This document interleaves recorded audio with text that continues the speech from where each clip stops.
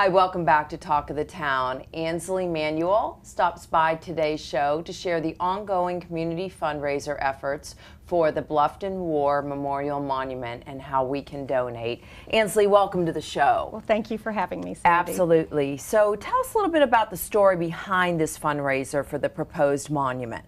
Yes, every Memorial Day I place flowers on the existing monument outside of the town hall. The town hall was once the all-white school, and the context of that being that the monument was from 1953. So when I started to do some research, I realized that the black servicemen that had been lost in World War II and Korea were not on that monument. So I formed a task force with Jacob Martin and Laura Bush to reach out to the black community to find any individuals lost during those wars. And during that process, we also added World War I and Vietnam. So our efforts are to have a new monument placed at the promenade, a space donated by Bill Herb Kurzman, and the effort, I'm being helped by Shelley West of the Bluffton Chamber of Commerce. Very nice, very nice. So tell us a little bit about the names of those individuals that you're wanting to memorialize.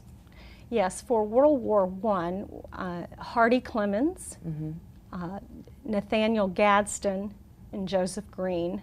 World War II, lots of citizens lost their lives. Yeah. We have Ira Beach, James Beach, yes, they were cousins, Wesley Cohen, Nelson Bush, Earl Simmons, John McCreary, Donald Smith, Charles Ulmer III. Okay.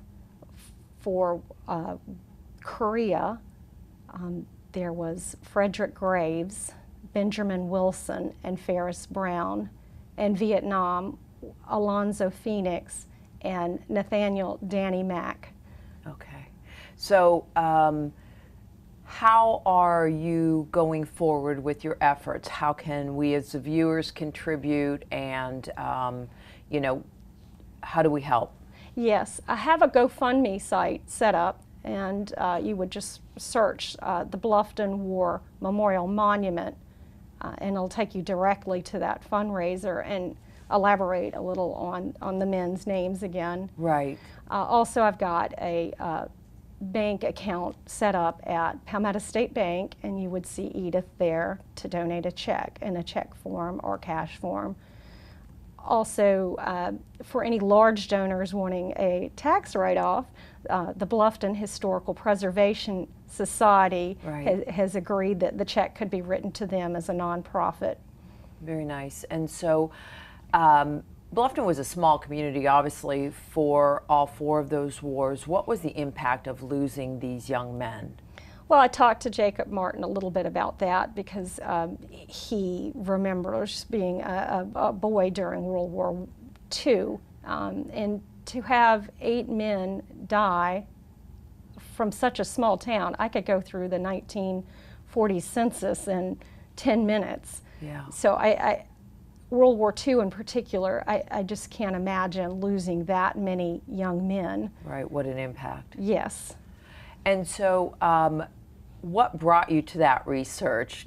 You know, what made you start that research? Well, again, it was going to the monument and doing the research on the men that were listed at the existing monument, and finding out the internet. Wow, what a powerful tool. I was able to go through census records. I was able to talk to some of the elderly citizens that remembered.